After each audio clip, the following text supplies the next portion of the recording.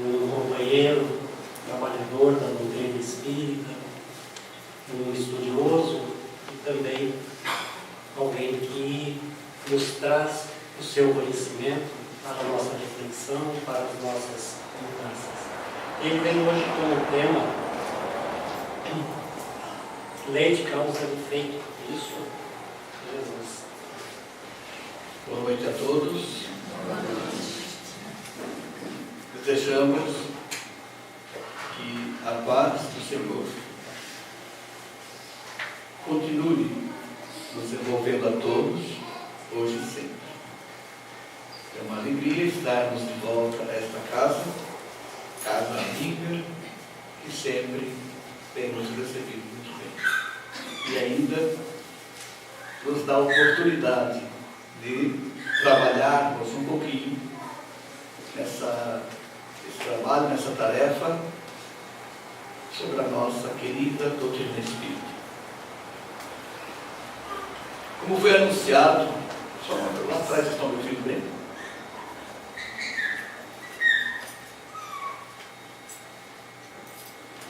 Então vamos à sequência. Como ouvimos do nosso irmão Araripe, temos nesta noite, tarde e noite, a incumbência de tecermos alguns comentários acerca da lei de causa e efeito. Então, como nós vamos falar, vamos tocar várias vezes a palavra lei, nós pensamos ser de bom alvitre que começássemos apresentando o conceito de lei. Falamos tanto em lei, né? O que é lei? Então, para nós, lei é uma regra dotada de uma força que possibilite a realização da regra. Parece não dizer nada, né? Mas como nós estamos a pensar como alguém pode determinar alguma coisa sem que haja meios, mecanismos, recursos para que esse fim seja alcançado. Por exemplo, Jesus colocou: sede perfeitos, como perfeito é o vosso Pai. Isso é uma determinação, inclusive no imperativo, né? Sede perfeito. Ele não disse, ele não deu chance de que nós optarmos por sermos perfeitos ou não. Vejam só. Então, a palavra de Jesus para nós tem força de lei. Muito bem, então, isso aí está representando uma lei. É uma regra que deve ser dotada de uma força brutal, como a lei, que oportunize, que possibilite a realização dessa regra. Então está lá, a determinação da lei. Então nós temos que entender que deve existir meios nessa lei, nessa regra, para que essa regra possa ser cumprida, ou seja, para que sejamos perfeitos um dia. Naturalmente, que essa perfeição, para ser alcançada, é preciso que haja esses recursos. Numa encarnação, por exemplo, seria impraticável nós pensarmos nessa perfeição colocada por Jesus. Numa encarnação de 80, 100 anos, 120, que fosse 200, que fosse Matusalém, não chegaríamos a essa perfeição. Então Jesus se enganou. Será que essa frase, então, ela não tem sentido? Não. Jesus, em momento algum, laborou no equívoco. Em momento algum. O que precisamos é compreender, e isso a doutrina espírita nos ajuda, a compreender esses princípios, essas leis que ele nos apresentou. Em outro momento ele diz assim, a cada um será dado segundo suas obras. Aqui ele diz para você ser perfeito, aqui ele coloca: a cada um será dado segundo suas obras. Então é importante que nós entendamos que as leis existentes, as leis naturais, as leis divinas, sejam elas físicas ou morais, mas particularmente as morais, elas são dotadas de uma força que possibilita que os espíritos que já alcançaram, vamos dizer, o título de espírito, né? Já se humanizaram, os princípios inteligentes já humanizados, vão prosseguir nessa tarefa, nessa busca dessa almejada perfeição. Mas é bom lembrar então que ao lado dos seres perfeitos, ele coloca a cada um será segundo suas obras. Isso nos leva a pensar na responsabilidade que nós temos. Então, a lei de causa e efeito, ela rege a nossa vida moral, poderíamos dizer. Ela é uma das leis divinas, como eu falei há pouco. Nós temos leis físicas que também são divinas. A lei de ação e reação, por exemplo, é uma lei física, mas é divina. Mas não é a de causa e efeito. Estamos estudando nesta noite a lei de causa e efeito. Podemos ter como objeto de comparação a lei de ação e reação. Objeto de comparação, não da similitude. Então, para que nós possamos entender a lei de causa e efeito, podemos pensar na ação e reação. Eu jogo uma bola na parede, essa bola vem para mim. Não é ação e reação. Imediata. A lei de causa e efeito é mais ou menos assim. Mas não, ela é imediata a partir do início do processo, que poderá, esse processo de retorno, que na bola da parede é rápida e imediata, é uma lei física, da lei moral, demorar 1000 anos para completar o retorno daquilo que teve início no momento, se for um delito, no momento do delito. Nós temos no livro Cartas e Crônicas de Humberto de Campos uma mensagem que vocês todos já conhecem, a tragédia do circo. 1961, Niterói, Brasil. Um circo lotado de pessoas, incendiado. Enfim, se foi criminoso ou não sabemos. Então, Humberto de Campos narra nessa passagem, olha só, narra nessa passagem que ali estavam reunidos espíritos que cometeram um delito grandioso, gigantesco, aproximadamente próximo do 2º século da nossa época, 1961, mas mais ou menos lá pelo ano 140, 150, aproximadamente. Olha o tempo que levou. Agora, isso não significa que durante esse período eles não estavam sob essa resultado, o processo de causa e efeito. Claro que estavam. A partir do momento que você delitua, você começa a já estar sob esse processo. Mas diferente da ação e reação, que a bola bate ali, já vem aqui. Imediato. Essa questão de tempo é altamente, é profundamente variável na lei de causa e efeito.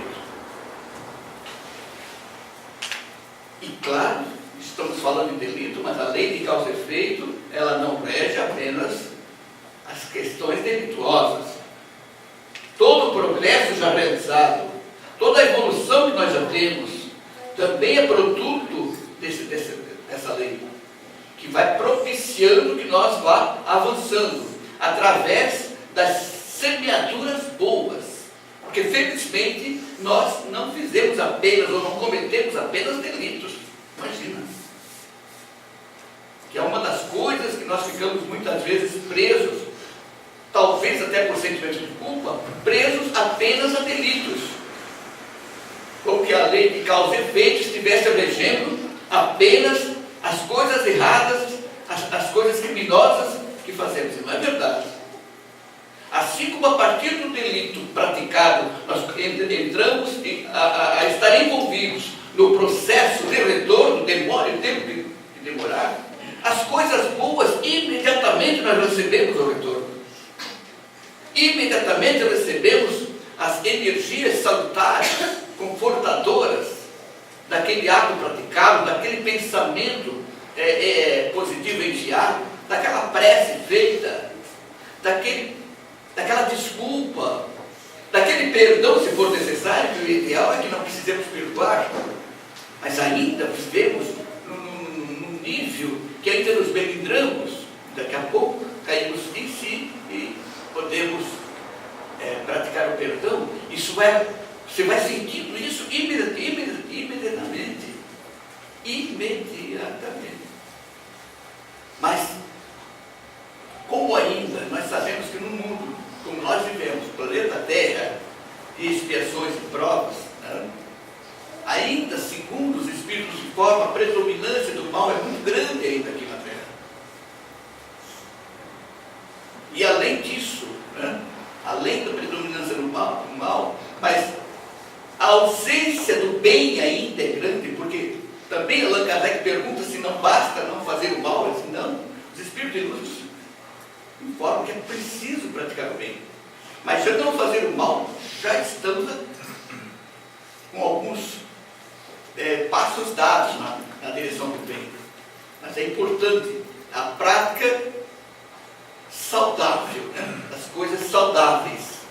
E com isso, essa lei de causa e efeito, ela já vai propiciando para você, para mim, para nós todos,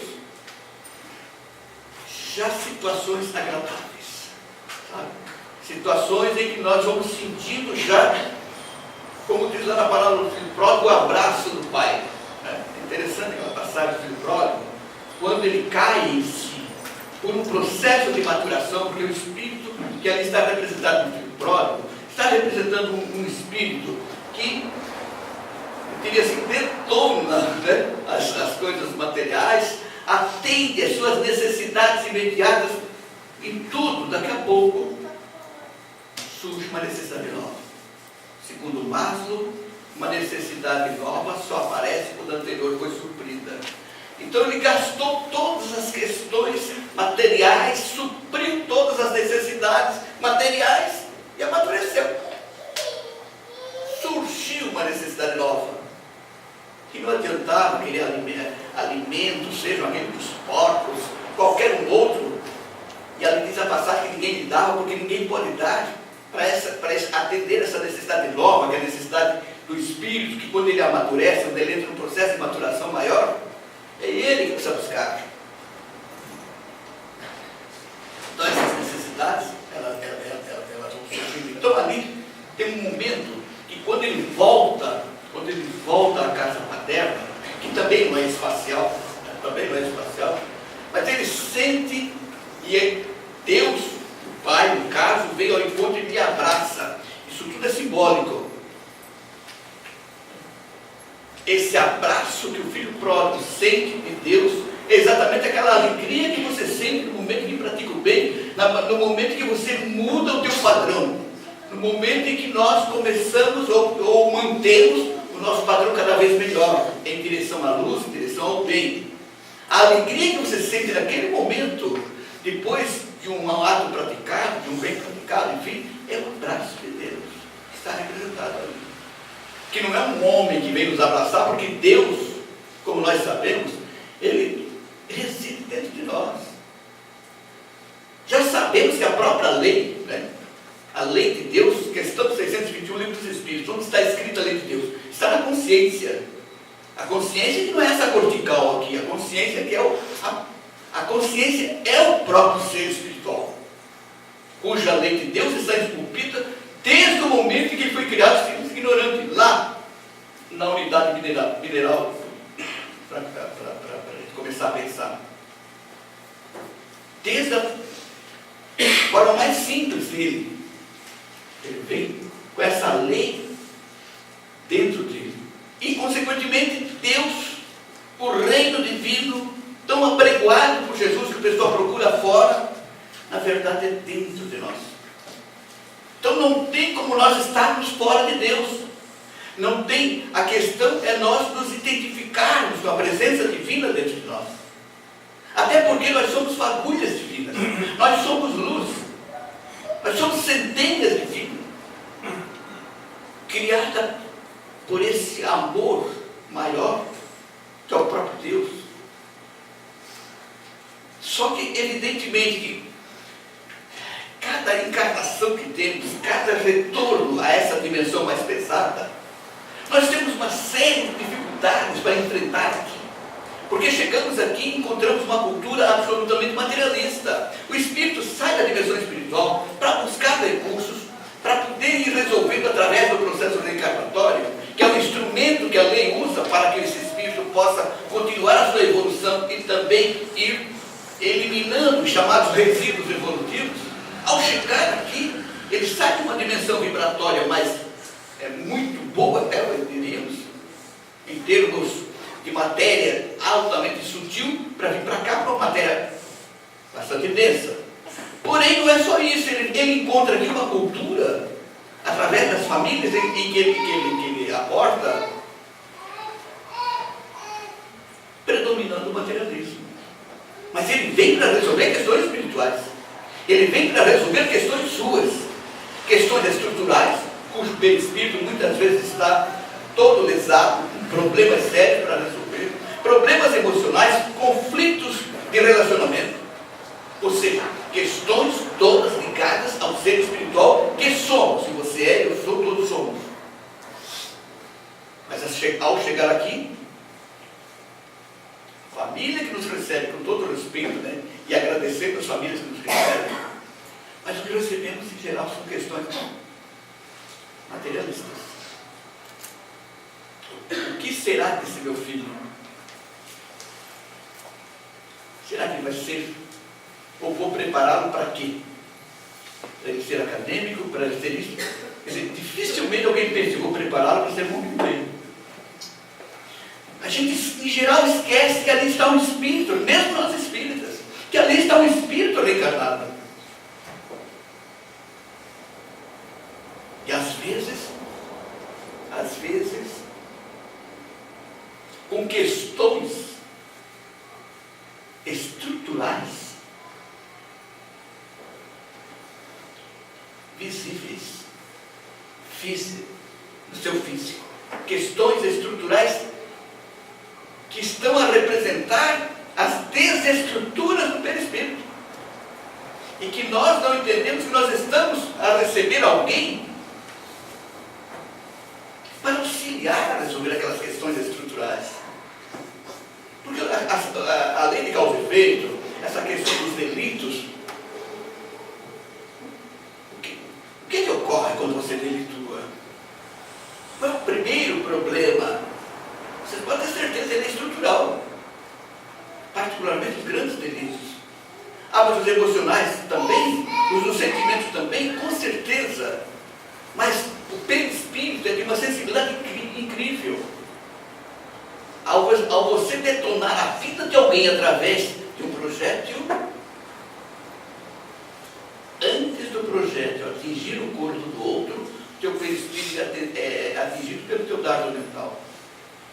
Na mesma proporção, no mesmo local, na mesma área. Como eu disse, a partir daquele momento, você já entra no processo, mas você vai para o mundo espiritual, depois volta para quê? Para consertar essas partes lesadas, que é o efeito da lei, não para castigar. Aliás, a palavra castigo no Espiritismo precisa ter outro sentido. Há quem diga que essa palavra precisa ser tirada das obras espíritas. Não, nós vamos mudar o conceito.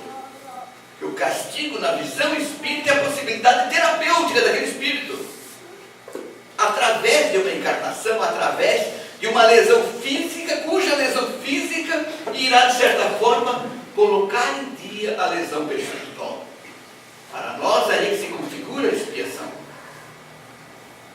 que não gera progresso. A expiação em si não gera progresso, apenas proporciona o conserto daquela parte lesada. Agora, a forma como você passa por ela, a forma como você enfrenta aquelas situações, aí sim, poderá te gerar progresso. Por isso, expiações e provas são duas coisas diferentes. Mas o que nós conseguimos nas provas, poderemos conseguir nas expiações também, Claro que sim, mas não necessariamente. Tanto é que tem pessoas que são acometidas de males físicos que ficam xingando Deus a todo momento, rebeldes àquela situação. E a pergunta fica: essas pessoas resolveram suas lesões? Sim, só não cresceram, não aproveitaram a oportunidade de crescimento. É aí onde nós precisamos, de certa forma, estudar a questão da liberdade e do livre-arbítrio.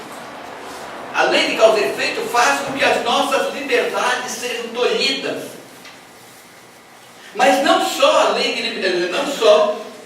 de causa e efeito, as questões físicas, a temperatura, enfim, questões de saúde, a nossa liberdade, várias vezes ela é tolhida, várias. Eu não sei se passa um dia sem que a nossa liberdade seja tolhida. Então, se alguém perguntar: a nossa liberdade é absoluta? Jamais. Em absoluto, ela não é absoluta. Mas o que é absoluto? O livre-arbítrio. Mas como? Não é a mesma coisa? Não é absoluto. Nós podemos e somos tolhidos na nossa liberdade. O próprio Espírito, ao reencarnar, ele deixa questões, ele deixa toda aquela liberdade que ele tinha no mundo espiritual, e ele entra num corpo físico como se tivesse uma camisa de força. O corpo físico realmente é uma espécie de camisa de força, se você pensar na liberdade que o Espírito tem no mundo espiritual.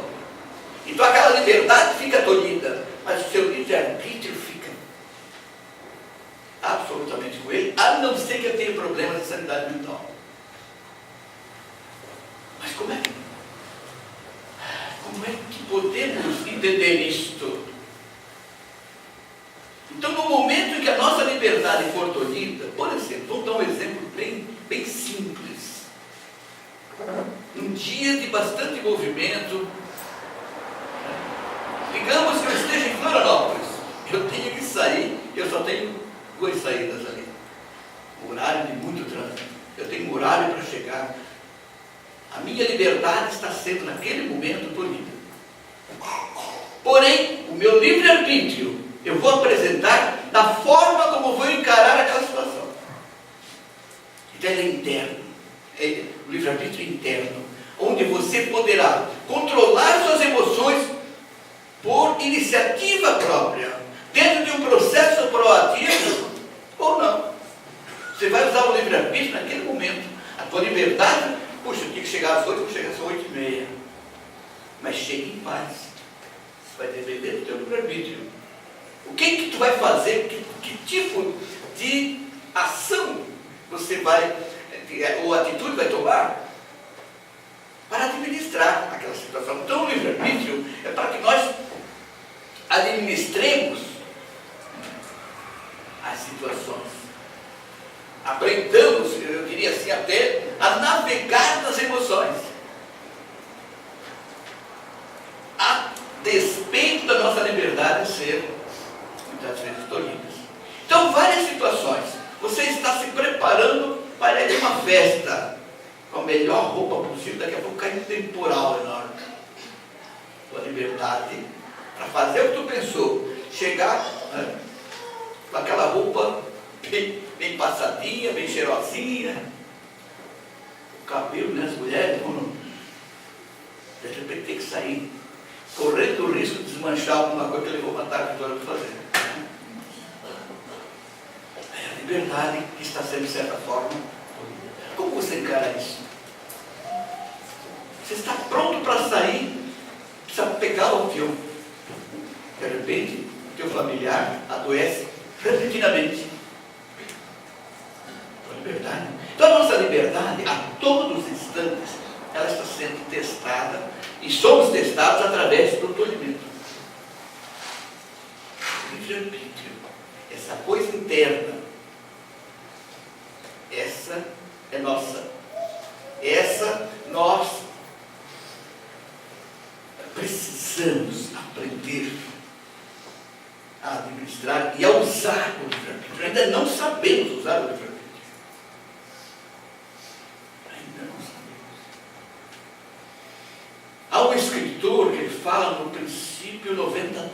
Stephen Covey, ele diz que 10% das coisas que nos ocorrem,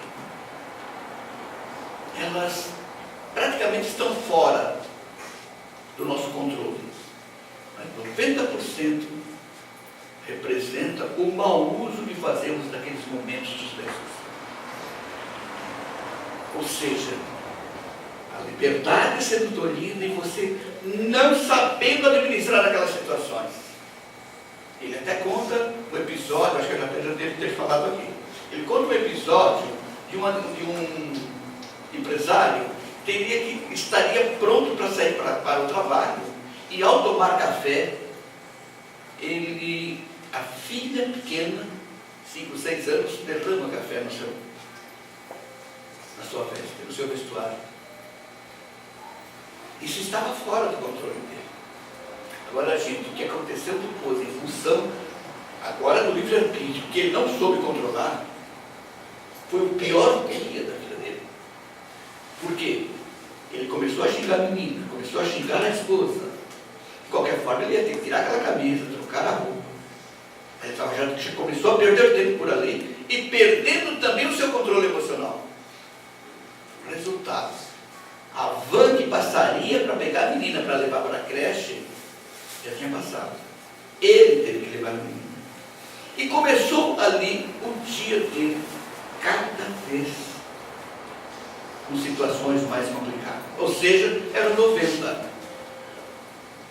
A circunstância do derramamento do café estava fora do controle dele. Ele ia imaginar que aquela criança ia fazer isso. Agora, depois, tudo foi plantação dele. Será que isso ocorre na nossa vida? Com certeza. Então é importante nós entendermos que a lei de causa e efeito, ela não está a agir só das encarnações passadas, com certeza também, mas que nós estamos todos os dias praticando novas ações, novos momentos estão surgindo, e que nem sempre nós prestamos atenção na forma como estamos a agir. São semeaduras, né? Vocês conhecem a expressão? Que a semeadura é livre, mas depois a colheita ela é obrigatória. Só que essa lei vale, como eu disse no início, também para o bem. E nós esquecemos, pelo menos, de pensar nisto. Não para fazer o bem e receber o bem, mas para estarmos focados no bem. Porque tem uma coisa muito importante que também precisamos entender, que estando focados no bem, nós vamos estar sintonizando com faixas vibratórias de alto padrão. Eu posso colocar números, né? Vou dizer que essas faixas estejam em 100.000 vibrações por segundo. Quando baixamos o padrão, vamos lá para 20.000, para 30.000 vibrações. Eu quero dizer com isso, que aquela faixa de 100.000 vibrações por segundo, ela é alimentada por milhares e milhares de mentes que todas estão pensando no bem. Ao você pensar no bem e entrar em contato, em sintonia com essa faixa, você é um dos milhares, você não está sozinho. E às vezes você está diante de um problemão, mas não baixou o padrão. O teu livre-arbítrio fez com que você administrasse aquela situação com equilíbrio, e você vai ter aquelas milhares e milhares e milhares de mentes a te ajudar a encontrar a solução. Ocorre muito com suicidas, né? Tem pessoas que se suicidam por questões, às vezes para eles insolúveis, e nos informa Camilo Castelo Branco, no livro Memória do Suicida, de que se esperassem, a solução estaria há 2 dias, sabe? Há 1 mês. Dentro de pouco a solução estaria, e não são capazes de esperar. Mas não é só no suicídio, são os demais problemas que nós enfrentamos na nossa vida. Nós estamos encarnados exatamente para enfrentar dificuldades, senão nós não crescemos. Você já viu herói marítimo ser herói no mar de calmaria? Ele só é herói porque enfrentou procelas, porque enfrentou um mar proceloso. É herói. O nosso crescimento, a nossa evolução vai se dar exatamente na superação dos obstáculos casa, no trabalho, na rua, no trânsito, no centro espírita, enfim. Para que nós, de uma forma proativa, em buscando a solução, ou procurando encontrar a solução, nós estamos crescendo. Crescendo de forma física, porque estamos desenvolvendo novas redes neurais, e também espiritualmente, porque isso acaba sendo incorporado pelo Espírito através do seu corpo espiritual, do seu organismo. Então não tem como crescer sem enfrentar obstáculos. Se nós ficássemos só na espiritualidade, gente, daqui a pouco ficaria aquele mar de rosas, mas não saía daquilo. Nós precisamos sair de lá para vir para cá, exatamente para dar sequência a esse processo, eliminar resíduos, resolver lesões perispirituais e crescer. Entre outras coisas, aprender a pensar, como nós sabemos que ainda não sabemos bem pensar. Ainda não pensamos sobre o que pensamos.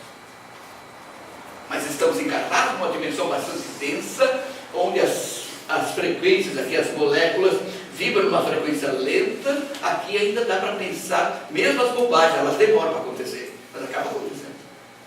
No mundo espiritual a coisa é muito rápida. Porque a matéria é sutil. Não é porque é uma mágica. Não é porque é uma mágica. É a questão da sutileza daquela matéria e da velocidade do nosso pensamento, do poder do nosso pensamento. Eu lembro do filme com Robin Williams, deixa eu ver se eu lembro, Vida Além da Vida. Amor Além da Vida, né? Isso aí. Gente, tem uma hora assim que o ator lá, o Robin Williams, está no mundo espiritual, um jardim belíssimo, daqui a pouco ele se perturba, aquela beleza fica toda como se as tintas se misturassem. E ainda pensei, como foram felizes para retratar, porque não é um filme espírita, é cunho doutrinariamente espírita. E é isso que ocorre. Aqui também ocorre isso, os nossos pensamentos também mobilizam essas energias incríveis. Só que como aqui a matéria é mais lenta, as coisas demoram a acontecer, mas muitas vezes, de repente, puxa, eu estava tão bem, já não estou tão bem. Então, nós plantamos a lei de causa e efeito, ela age porque essa lei está dentro de nós. Como eu disse há pouco, a 621 nos fala da lei de Deus que está dentro, ou está esculpida na consciência. E o que é a lei de Deus? A lei de Deus é o que nós chamamos também de lei de amor. O que é a lei de amor? É o conjunto de todas as leis, é a mãe de todas as leis. A lei de causa e efeito está na lei de amor. A lei de ação e reação que é física está lá. A lei da gravidade está lá. Todas as leis. A lei do trabalho, aquelas leis morais que estão lá no livro do Espírito, todas elas integram a lei de amor. Às vezes eu gosto de chamar até de subleis, né? Que lei mesmo é a lei de amor. Mas para o nosso entendimento, didaticamente, é importante que elas sejam separadas. Então, na verdade, nós temos dentro de nós, porque nós somos a consciência, e é na consciência que está a lei. Ou seja, todas essas leis, as conhecidas, as desconhecidas, todas estão dentro de nós. Esse nós, eu quero dizer, é o ser espiritual que somos, é a consciência que somos, é a individualidade que somos.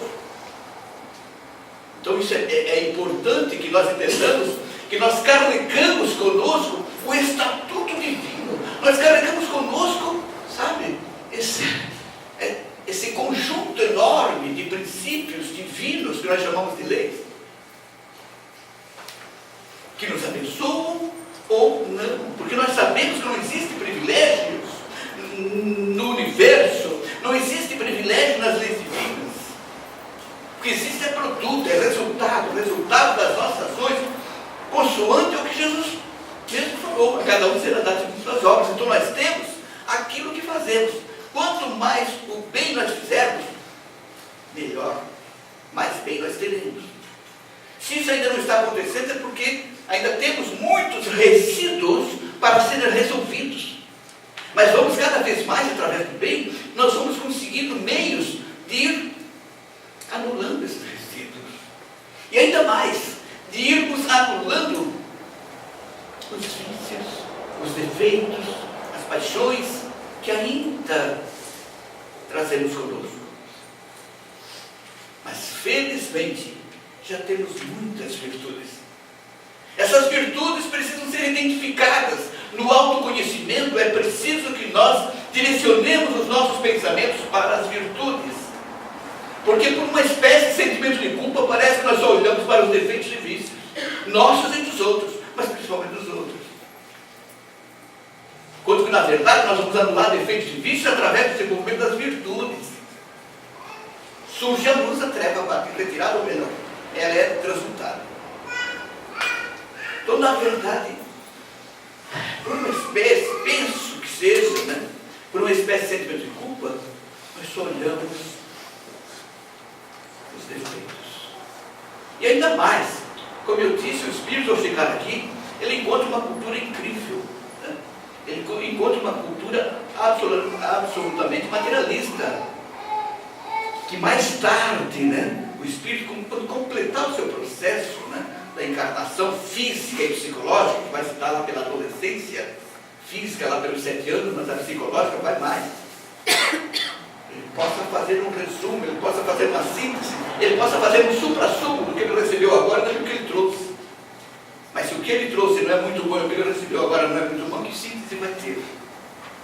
É o supra-sumo lá pelos 16 anos, 17, que nós ficamos surpresos. Nossa, esse menino, eu não imaginei que ia dar o que deu. Mas o que você passou? Ele já trouxe alguma coisa, ele trouxe uma tese, se apresentou outra, ele faz a síntese, e dá no que dá. Então nós erramos? Não. É porque nós também recebemos esse tipo de educação puramente materialista. As próprias religiões, vêm falando da imortalidade, não falaram sobre essas questões que hoje o Espiritismo nos coloca. Apresentaram um Deus que perdoava, um Deus que passava a mão na cabeça, ou então que castigava, mandava, sei lá, para onde. Não é isto. Jesus não foi estudado, Jesus não foi conhecido, os princípios dele continuam ignorados. A maioria conhece o homem de Nazaré quando conhece o homem de Nazaré. Mas Jesus é o Espírito puro, é o governador do planeta, é aquele que, segundo João, era o verbo que estava com Deus, que pegou de Deus o projeto da terra, pegou a responsabilidade de cuidar de todas as ovelhas, que somos nós todos que estamos. Isso é Jesus. Mas se nós já buscarmos o homem de Nazaré, dos princípios que ele deixou, nós vamos conhecer esses princípios e ir incorporando. Mas para que isso ocorra, você precisa acreditar naquilo. Se ele disse que o ele fardo é mais leve. Se ele dizer que quando você estiver oprimido ou sobrecarregado, que vá a ele, que ele alivia, é porque ele alivia. Sabe, essa convicção nós precisamos ter. Mas qual é a dificuldade? Porque nós pensamos em termos de corpo físico.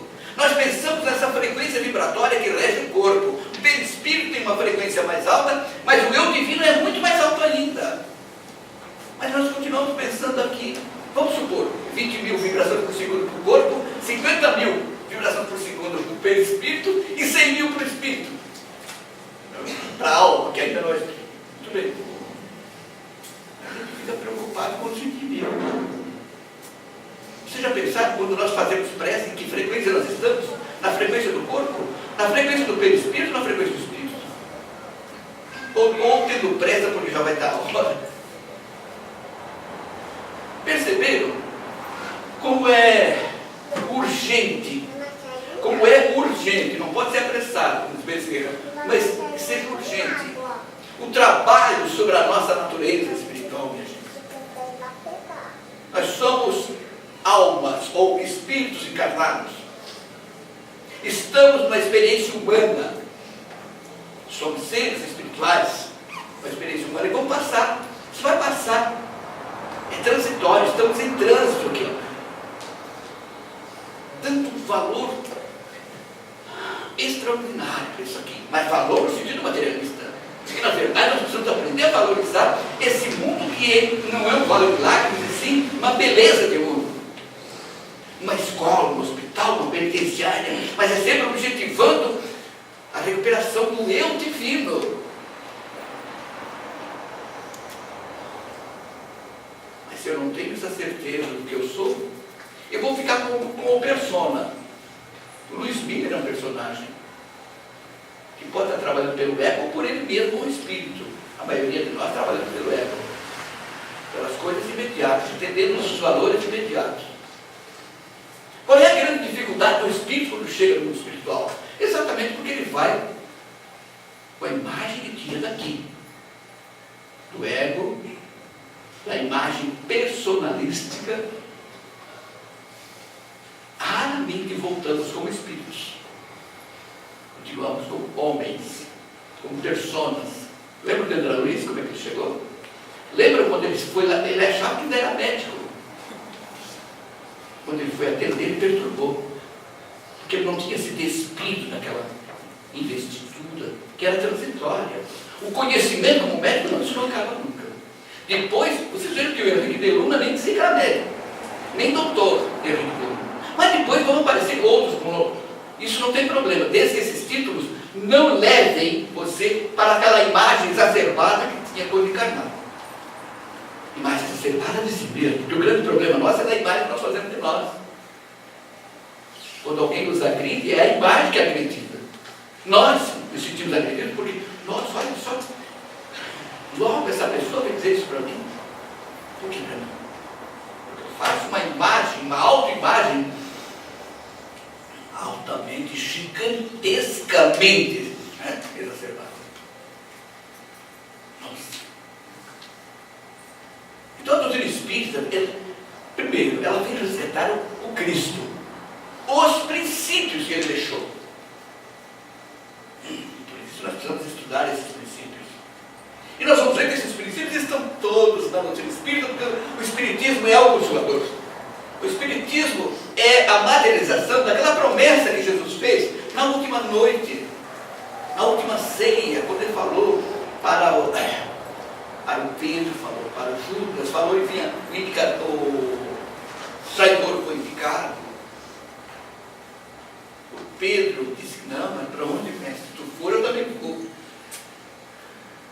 Hoje mesmo, esta noite, antes que o galo cante, 3 vezes me ligaram. Foi tudo naquela noite. O Consolador foi prometido naquela noite. O Consolador foi prometido. Há muitas moradas na casa do meu pai. Foi naquela noite. Eu vou, mas não vos deixarei órfãos.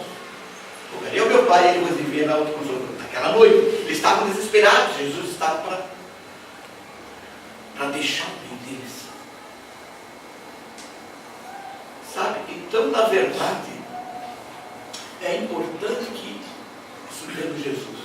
E o Espiritismo é esse Consolador que ele prometeu, que viria, olha só as 2 marcas do Consolador, que viria ensinar todas as coisas. João capítulo 1, ensinar, olha, a ordem não pode ser inversa, ensinar todas as coisas e relembrar o que você entendeu. Não adianta relembrar primeiro, ensinar, ou seja, reestruturar.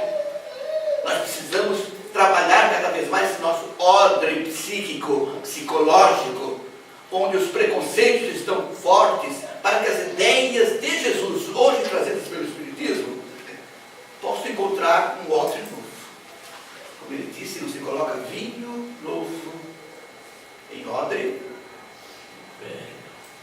O odre velho já está todo desestruturado. O vinho vai fermentar.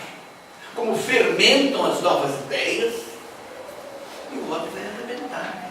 Então nós temos que montar estruturas psicológicas, neurológicas inclusive, para que essas novas ideias gradativamente vão encontrando o bercinho, o candeeiro, como ele disse, chamou de candeeiros.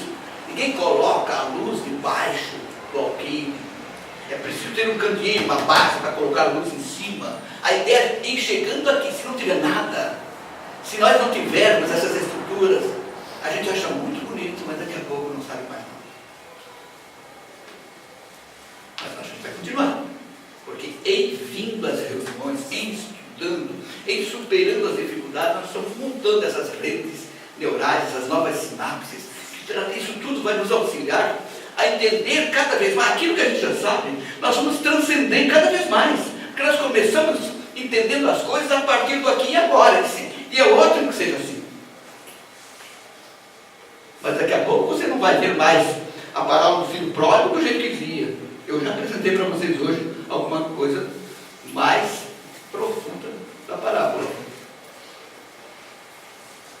Mas a gente começa pelas coisas daqui. E tem que ser assim. Do conhecido para o desconhecido. Mas não ficar naquilo. Puxa, espera aí, isso é muita transcendência. Você ainda é porque você ainda não supriu aquela necessidade. Você ainda está naquela faixa da pirâmide de Maslow, onde as necessidades são mais horizontalizadas. Mas nós vamos caminhando. E vamos amadurecendo. E as novas necessidades vão surgindo. Eu tenho certeza que várias pessoas que aqui estão mal esperam que chegue o sábado para estar aqui. Porque é uma necessidade nova que está sendo suprida. Ah, mas e as coisas lá de fora são importantíssimas. Mas não atende essas necessidades. Mas e aí, eu tenho que morar no centro espírita? Não. O centro espírita é um local de refrigério, um local onde nós devemos treinar as coisas para lá fora. A gente então aí sim aplicar. Aqui também, com certeza. Mas como eu dizia no início com um companheiro ali fora, aqui é fácil. Porque os nossos pensamentos, eles convergem. Lá fora nós vamos encontrar os pensamentos divergentes. E gente, como é que nós podemos trabalhar nessas divergências? É buscar na diversidade, né? A unidade na diversidade. O que é isso? É estarmos de mãos dadas, embora não concordemos em alguns pontos. A unidade na diversidade, essa é a grande proposta. Nós vamos estar sempre diante de alguém, mesmo na doutrina espírita, de alguma coisa que eu não concordo com outras, mas isso não impede você dar a mão. É o sentimento. O Evangelho do Espiritismo, o primeiro mandamento está ali é amai-vos, minha gente. Instruí-vos está depois, que acredito que deva ser simultâneo. Mas se não der para se instruir, que se ame. Os meus discípulos, também está lá na última ceia, os meus discípulos serão reconhecidos por muitos se amarem. E ser discípulo de Jesus é no Espiritismo de qualquer lugar. É você respeitar o outro, é dar as mãos, é conviver com essas diferenças. Conviver com essas diferenças na busca da unidade em nome do amor. Nós buscamos a unidade mesmo que pensemos de forma diferente. Então podemos ser amigos do evangélico, do budista, do protestante, do espírita, embora os pensamentos, as ideias sejam divergentes. Mas nós precisamos nos amar. No lar, por exemplo, temos questões incríveis para resolver, conflitos de encarnações anteriores. Espíritos estão colocados sob a nossa tutela para que nós ajudemos eles a resolver os seus resíduos evolutivos, processo da lei de causa e efeito, e que hoje estamos. Então precisamos começar a pensar como espíritos que somos. Isso é muito importante. E que nós ainda não somos perfeitos. Isso quer dizer o quê? Quer dizer que nós ainda somos suscetíveis de falhas, dos chamados erros. E aí vem uma questão muito complicada. E dentro de um processo, não sei se é puritanista ou o que é, nós ficamos com sentimento de culpa depois que falhamos. Isso é um problema. O sentimento de culpa, se você desencarnar com sentimento de culpa, você não passa do umbral. Vai ficar tanto tempo lá enquanto persistir esse sentimento de culpa. Então, na verdade, pela condição que nós ainda estamos, somos suscetíveis de falhas, o que precisamos aprender é abraçar a responsabilidade, mas sepultar a culpa. Passou, o dia de ontem foi, com culpa ou sem culpa já foi. Cada dia que nós começamos, quando acordamos, é uma folha em branco que nós recebemos. Vamos escrever hoje as coisas de hoje. A de ontem estão na outra página, já viramos a página. Virar a página, isso é muito importante. Pois é, mas eu fiz isso e fiz aquilo. Sepulte esse sentimento e abrace da responsabilidade, porque a lei vai te alcançar. Mas se ela te alcançar chorando, na lamúria, na lamentação, nós gostamos da dor.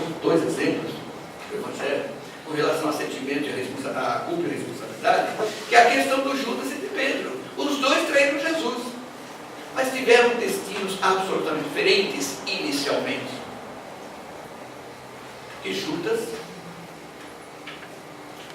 resolveu, né? Não sei se ele resolveu a forma como foi, mas abraçou a culpa depois que ele percebeu, eu diria assim, a bobagem que fez, né? O que aconteceu com ele? Em função da culpa, saiu correndo e foi em busca de uma figueira. Para quê? Para entrar para o outro lado pelas vias do suicídio. Pedro também traiu Jesus. Se cumprindo aquela previsão de Jesus lá na última ceia, hoje mesmo, antes que o galo cante 3 vezes me negará, e ele nega 3 vezes, dizendo que não conhece Jesus, etc, etc, etc. Daqui a pouco ele ouve o galo cantar. Saiu correndo para uma figueira? Não. Abraçou a responsabilidade e se transformou no grande Pedro. Aliás, é preciso refletir sobre esse cantar do galo. A advertência que ele está nos dando. Tem uma representação simbólica também nisso. Quantas vezes nós falhamos e o galo canta e nós não ouvimos? Porque o errar não é problema, o problema é continuar errando. Ficar com a raivinha não tem problema, continuar com raiva. Se alimenta aquilo. Então vejam, a doutrina espírita, ela procura que nós entendamos que as coisas estão em nossas mãos. Sabe? Você está diante dos efeitos de causas anteriores, está diante dos efeitos de causas atuais, está. Mas daí? Você vai se vitimizar? Prefere se vitimizar ou abraçar a responsabilidade? Eu vou mudar o meu padrão, eu vou fazer isso, aquilo, vou buscar ajuda, vou pedir ajuda. Eu lembro que eu fumava, eu deixei 10 vezes o cigarro, sempre voltava. Não teve jeito, pedi para a espiritualidade, saí do paz do Senhor, ainda trabalhava no paz do Senhor, pedi para o doutor Bezerra. Eu tinha 30 anos, eu tenho 72 agora. Nunca mais. Mas o doutor Bezerra pode me ajudar? Pôde e ajudou, e eu aceitei. Então, sabe, reconhecer a nossa pequenez e pedir ajuda, pedir socorro, não para que eles venham resolver o nosso problema, mas, sabe, porque Jesus não prometeu solução de nada. Ele ele prometeu, lembre bem, quando estiveres oprimidos e sobrecarregados, vinde a mim que eu vos aliviarei. Ele prometeu alívio e isso nós podemos garantir para quem quer que seja. Mas tem gente dizendo, vai, você é espírito, vai lá, Jesus resolve o problema, você é espírito. Não, Jesus não prometeu isso. Jesus prometeu alívio. E também disse lá no Sermão da Montanha que ele não veio destruir a lei. Capítulo 1 do Evangelho, está lá. Não veio destruir a lei. A expressão que Jesus usou no Sermão da Montanha, dizendo que o pessoal foi lá para curar, para ser curado. Não, gente, eu não vim destruir a lei. Eles estavam diante de efeitos, de causas que eles não causaram, produziram. Era preciso que passassem por aquelas situações para resolver suas lições espirituais, questões emocionais e assim por diante.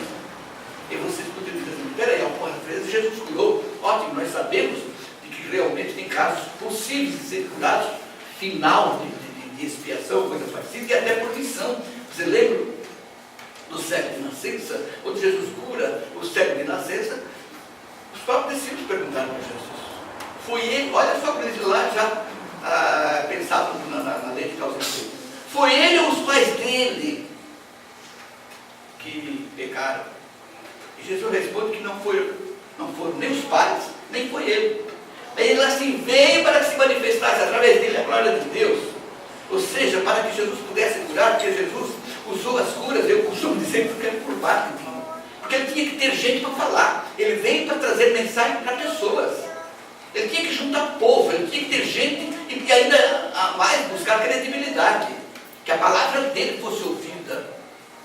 Quando ele passou por Jericó, Bartimeu gritava, viu o cego gritava. Ele deixou gritar bastante para encher de gente. Daqui a pouco ele foi lá e curou e pregou.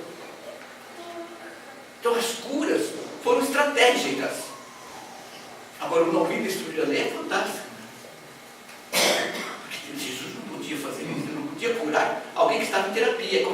É como retirar o remédio. Não, esse remédio é muito amargo, eu vou tirar. Que é isso? Tem peninha. pensemos cada vez mais, principalmente na nossa natureza espiritual, nos efeitos da lei que causa efeito diariamente. Não é apenas no passado. Hoje nós estamos nos reconstruindo. Que os nossos atos sejam os melhores possíveis, para que os efeitos cada vez mais sejam os melhores, apesar de tanta carga residual que ainda tenhamos para resolver. Mas quanto mais melhor estruturados nós estivermos, melhor nós enfrentaremos a forma como esses resíduos vão se apresentar. São variados. Então está em luz espírita, está em Jesus, está em Deus, estão aí os espíritos de luz e a nossa boa vontade. Juntar isso tudo, com certeza nós estaremos fortalecidos e com sucesso ao partir dessa encarnação para outra, e já vivendo aqui os resultados dessa transformação, o resultado dessas novas atitudes como geradoras, de energias de paz. Que Jesus nos abençoe, que a sua paz continue em cada coração presente, hoje e sempre. Assim seja. Nós os agradecemos ao Luiz Líder pelos ensinamentos e pelo motivo que ele nos dá de reflexão sobre nós, sobre aquilo que nós estamos fazendo, sobre a nossa vida. Que Jesus o abençoe e que ele continue nos trazendo sempre a sua palavra com esse entusiasmo que é devolvido.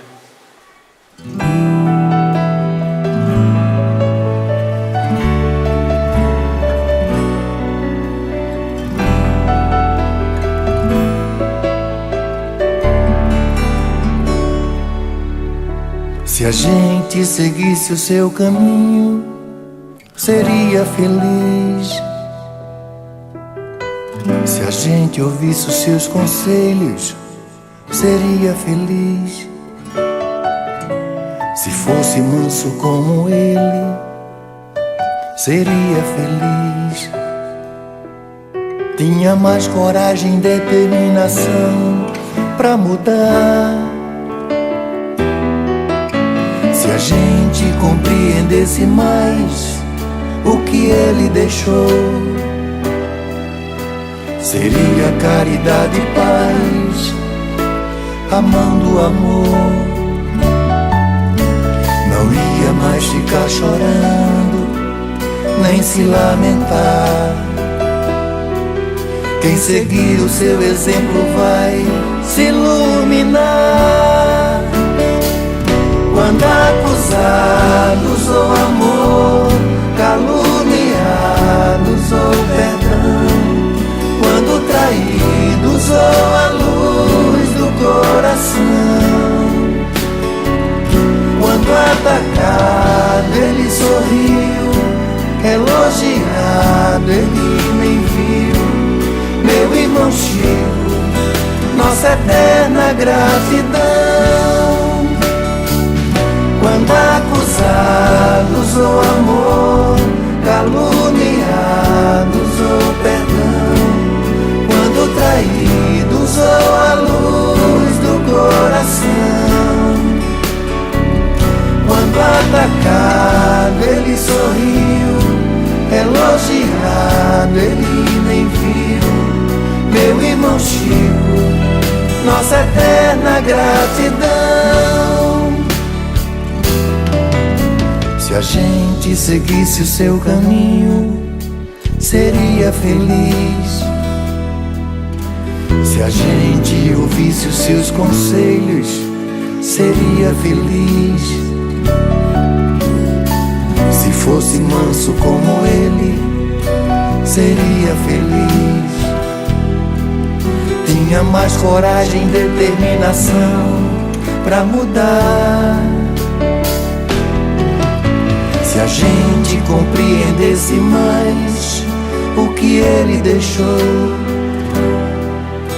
seria caridade e paz, amando o amor. Não ia mais ficar chorando, nem se lamentar. Quem seguir o seu exemplo vai se iluminar. Quando acusados ou amor,